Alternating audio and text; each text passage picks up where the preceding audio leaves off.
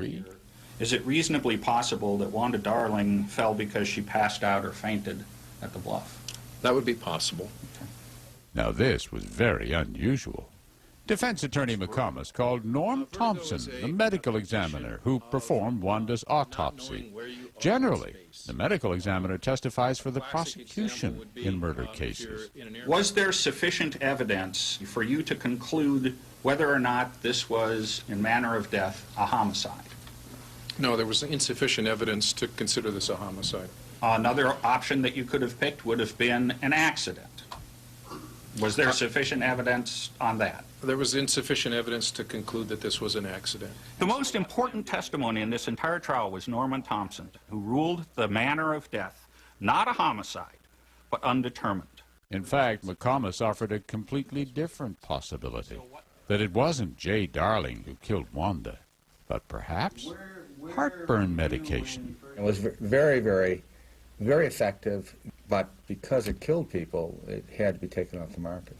Pharmacologist James O'Donnell testified that Wanda's medication, Propulsid, was taken off the market in 2000, 3 years after she died.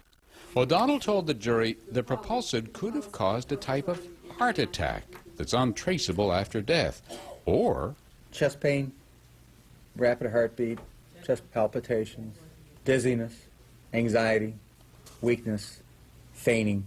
Defense attorney McComas raised the possibility that Wanda could have become dizzy while standing at the cliff's edge. He introduced records to show she'd been hospitalized several times in the year before her death for some of the very symptoms Dr. O'Donnell described.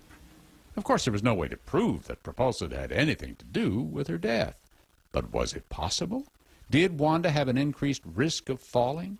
Yes, in my opinion, she did. The prosecution countered with Wanda's own doctor, who rejected out of hand the idea that Propulsid had anything to do with her illness or her death.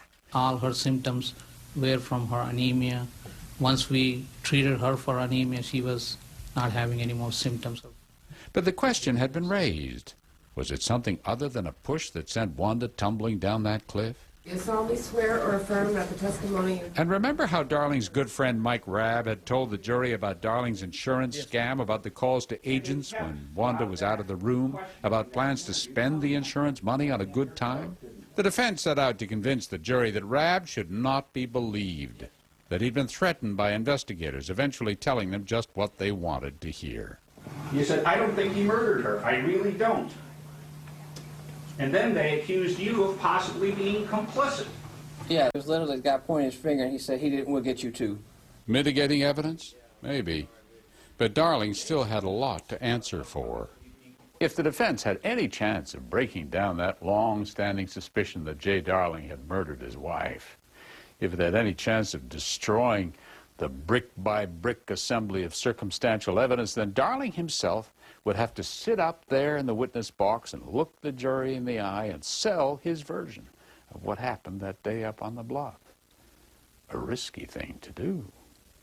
Mr. Darling, did you push Wanda Darling off the bluff in Homer here on Sunday, the 24th of August, 1997?